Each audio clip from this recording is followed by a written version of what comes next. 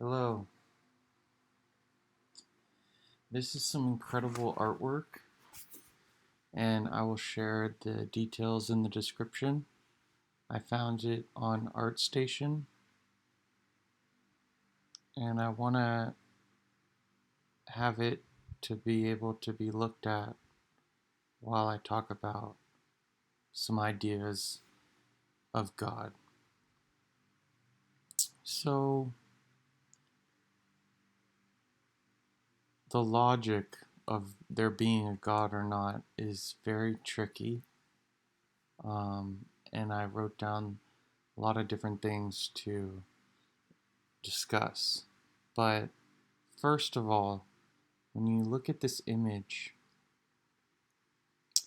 I Googled or I ArtStation searched for Archangel, and I was searching for this guy, and I had never seen him before. I just knew that he was an angel of some kind, and I wanted him to be black, primary color with gold accents, and I mean, this guy's just perfect. It just blew me away.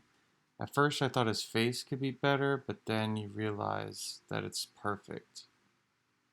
And, is this guy good or evil? To me, he's neither.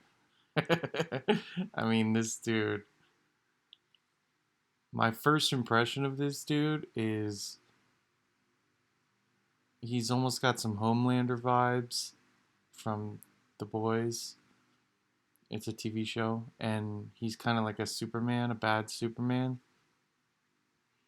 but he's kind of like Archangel Michael, a depiction of that. And in the Christian story, the war in heaven between Lucifer and God is basically God doesn't really enter the battle.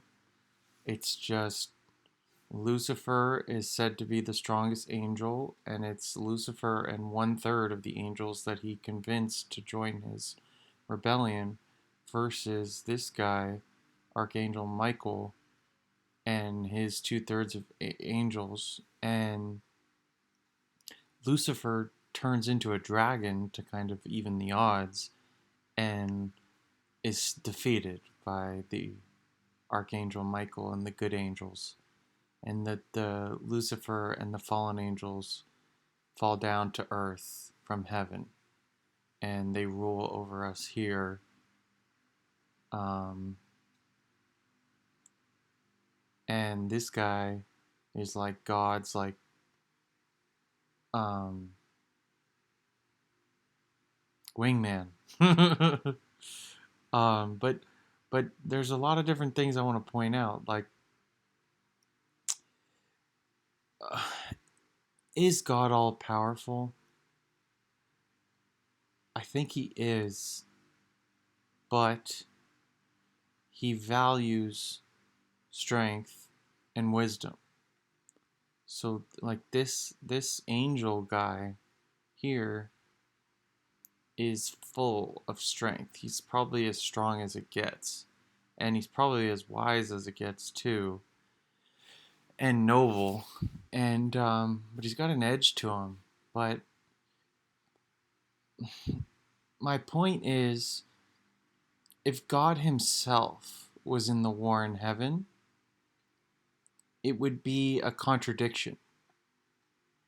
There wouldn't be any movement, there wouldn't be any fight, there wouldn't be any reason to be strong or fast or wise.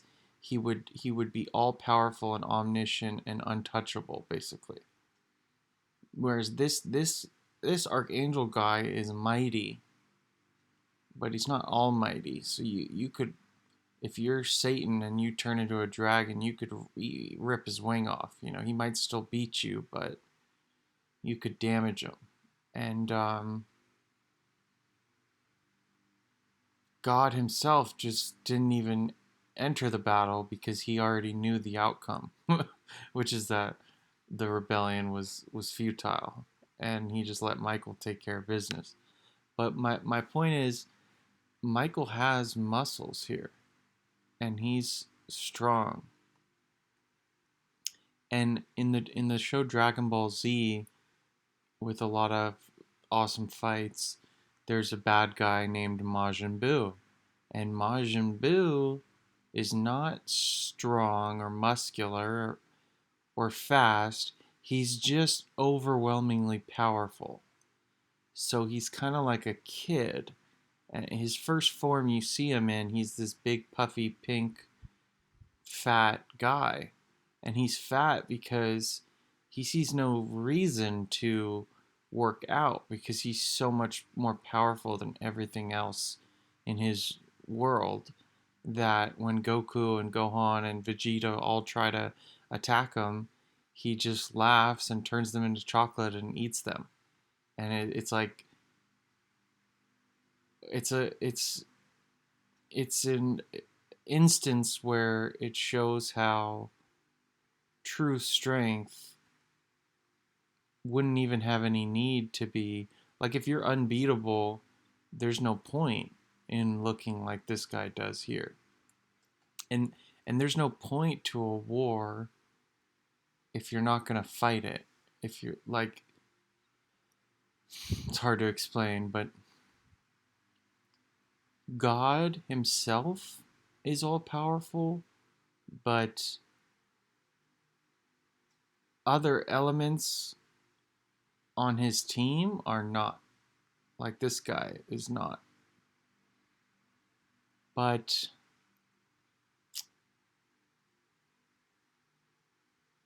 because if is God the creator? He created this guy, Michael. He created the artist who drew this. He created the writers who wrote that story in the Bible. He created space and time. Like, the all-powerful God is beyond comprehension. It's expansive and limitless and infinite, and you know we as human beings, we can imagine this right here. What we're looking at is the best we can imagine, because he's a humanoid guy who can fly, and he looks like he has x-ray vision, and he could, in a fight with Superman, this guy doesn't have kryptonite, and I feel like he could fly up to Superman and rip him in half with his arms and then laser him or something. Like, this dude is as cool as we can possibly imagine or perceive. And you know, it it gets it gets better. Like, I really think that this reality of just human beings in this little lifespan of 100 years, it's just the tip of the iceberg as far as what consciousness can do or has done or will do, whether it's yours or maybe it evolves. Um, maybe it's like a movie. You go watch a movie and there's a start and a finish and there's time, and then you get out of the movie, and some people leave the movie early, but the movie wasn't your life. The movie was just a part of your life, and I feel like this life on earth is just a part of our consciousness evolving. And the other way to look at it is that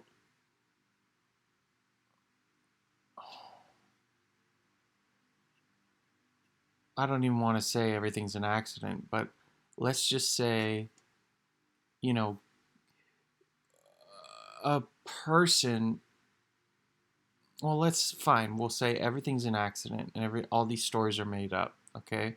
So you have the human being evolving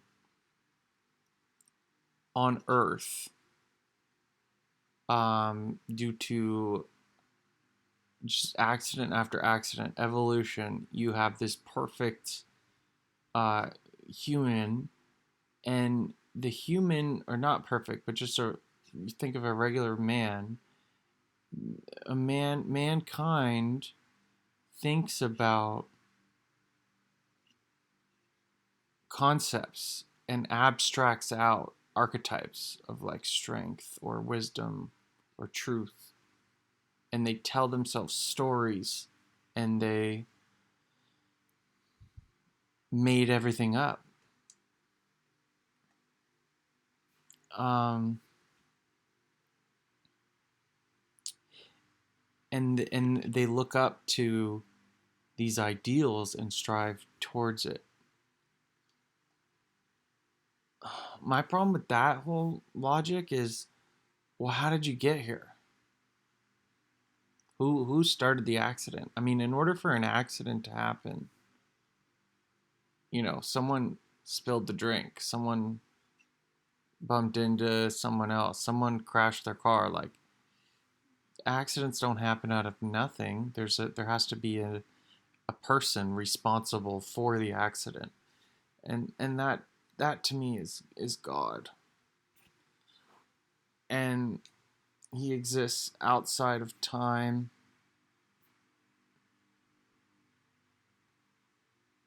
and probably other things as well. But there's so many levels of experience. I mean, maybe you do start out as like a worm, and then you live through that, and then you're like a tree, and then or maybe a tree is a level above us, but like you're a worm, and then you da da da da da. I don't know, but no, I'd say humans are better than trees. I think, but I'm gonna have to resort to my document to guide my thoughts. But look at this mofo. All right.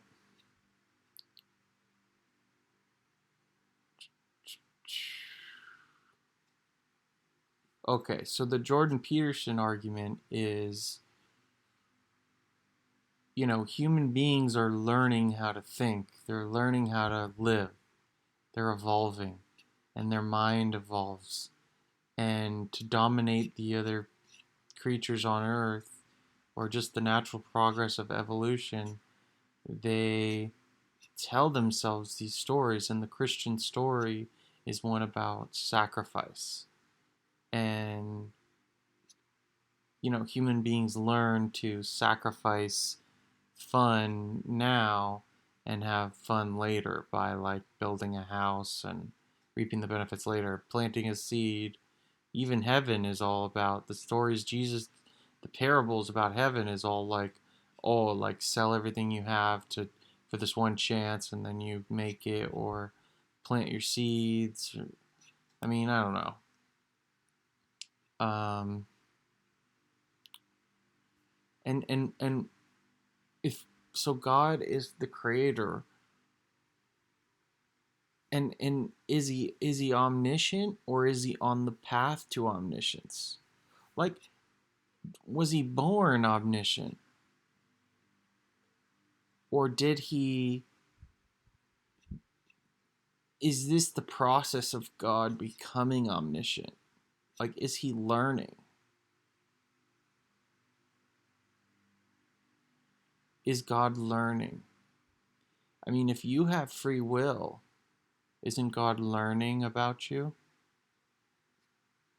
Because if he already knows everything you're going to do, there'd be no point, there'd be no free will. So maybe in the future, God does know everything, but was there a period of time as we perceive it where he didn't know everything? And he was letting us make choices and learning from us. I don't know. And about this being a movie, of like an angel walks in and sees a movie, and or an angel picks up a PlayStation 117, and he plays the game of humans, and um he lives 100-year life, and then he turns off the controller and goes to the heaven gym. I don't know. Um, and what would you do in heaven?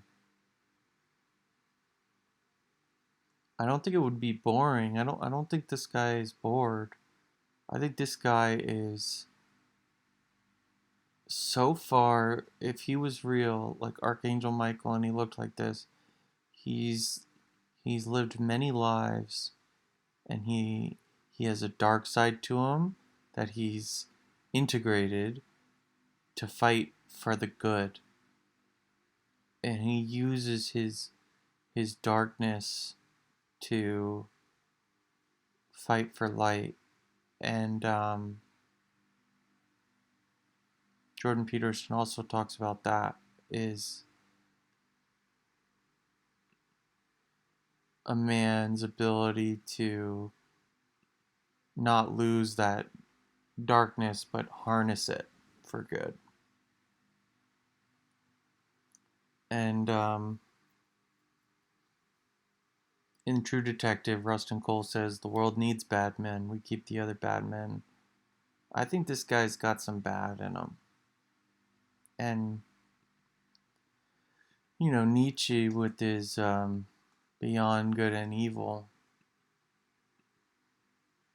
um, really tears apart the basic morality of most Christians. I mean, he really does rip it apart. And I'll tell that story. This isn't what this video is about, but real quick. No, I'm not even going to do it. Just read Beyond Good and Evil. Um,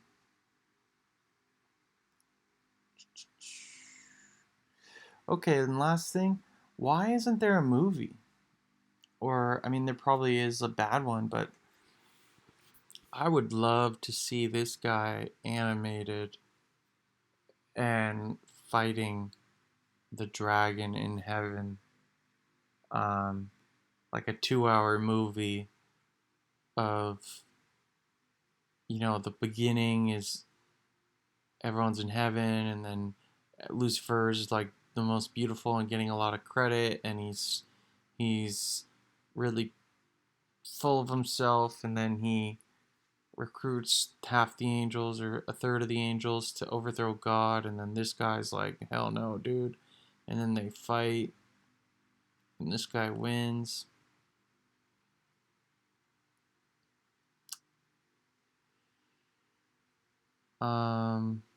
Is there anything else?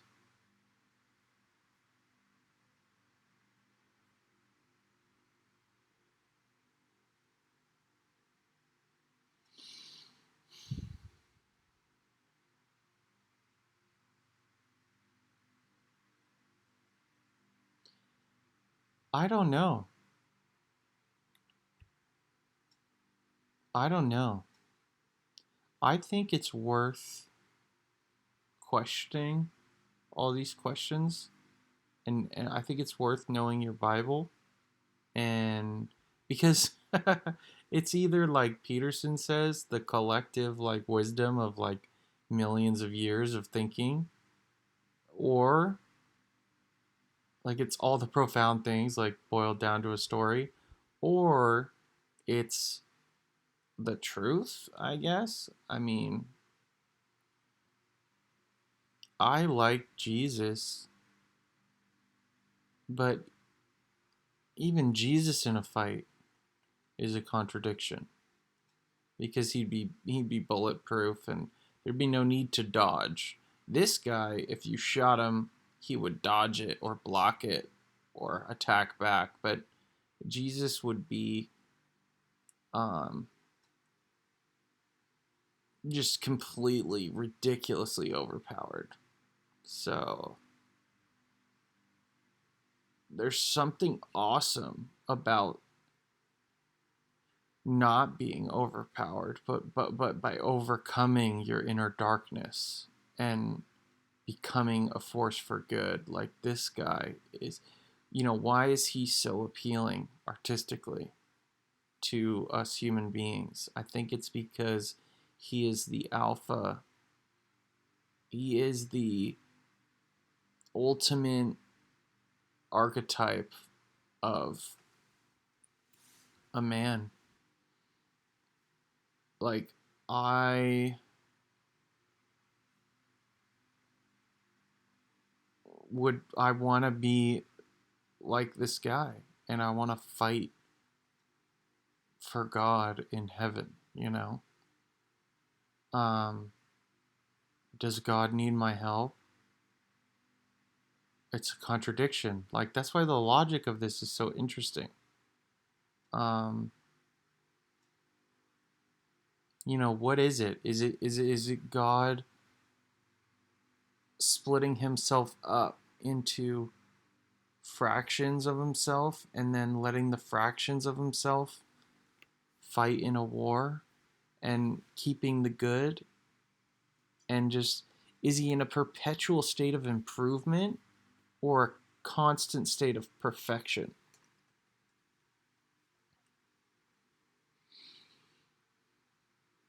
And is there a difference?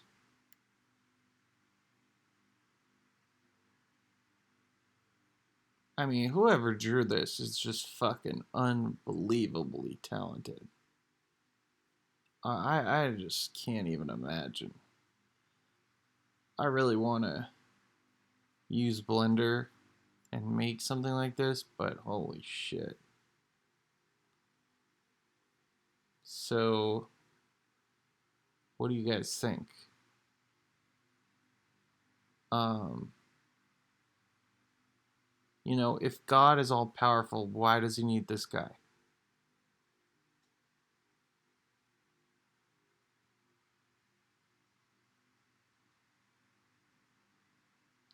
Is God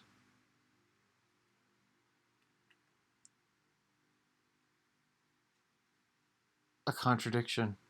Here's one last thing. Let's say you met God and he looks something like this. You sit down, you talk to him. He says, "Hello, Max." And I say, "Hello, God." He says, "You got any questions?" Or he does something amazing and I'm like, "Oh, wow, that was amazing." He's never going to be as amazing as I can imagine, because anything he does, I can imagine something even better. So, like, if if God introduced himself, you could always just be like, well, what if there were two of you? Would that be more powerful than you? And it's like infinity plus one.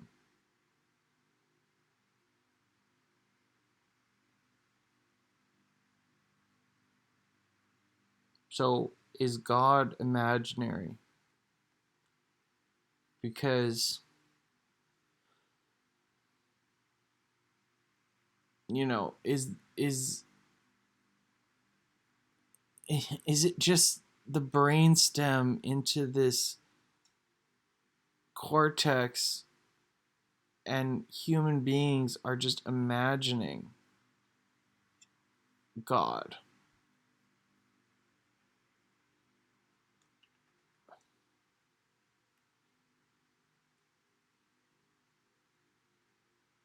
Like, God is imperceptible. God is in here. It's in the mind. I think God is imaginary. That doesn't mean he's not real. It just means you can only imagine him, because nothing can ever exceed a consciousness's imagination. No reality presented can ever match the imagination, because if you do a trick, I can imagine a trick a little bit better. Anything that the mind perceives, it immediately can imagine something greater. So if you say infinity and the mind thinks infinity times two, infinity squared, infinity, and it just can do that forever. And so God, the most perfect thing is existing in the mind. Our only way to perceive God is with this eye right here. This eye can never see him. It's all imaginary. And it doesn't mean I'm atheist. It just means that God himself resides in the imagination of men. But that doesn't make him less powerful. That makes him more powerful. If he was just a tangible being that clapped his hands and made something, he would be limited. He would be perceivable. But he's not. He's nowhere to be seen on the battlefield. Michael imagines the God that he's fighting for, and it gives him strength, and he wins the fight. But the imagination, the imaginary figure of God, does not participate in the fight. He merely motivates and inspires, and this guy aspires to be a better version of himself. He can always imagine a better version of himself, drawing strength from God. So I truly believe God is imaginary, but I also believe we have a creator who somehow is so above us. He's above this reality, standing looking down at it, or using it as a footstool. And all we can do is we can imagine him, but no one can walk up to God and slap him in the face. He's not here. I mean, he's not. You can't see him or smell him or anything. All your senses like that. He's not here. God does not exist in our reality other than inside of our heads, in our imagination. We're connected to the level above. But heaven, that's why when Jesus came down, he said, the kingdom of heaven is at hand. Because it's like he was bringing you the knowledge from above. And then everyone can think about it and get a glimpse in their imaginations of God, but they can never see him.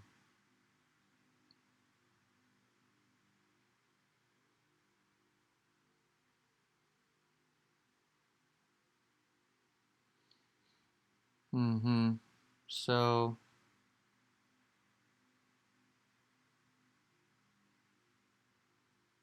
you have all the one-eyed stuff, but that's lame. I think this eye is more important up here. You know, in the land of the blind, the one-eyed man is king.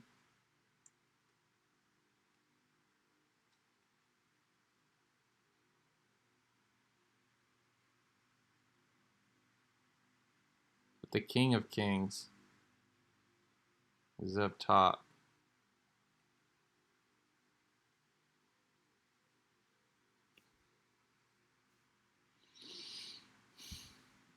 Morality is interesting.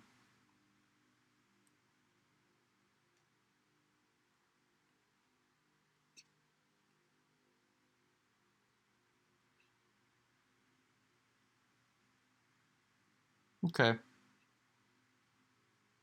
The end.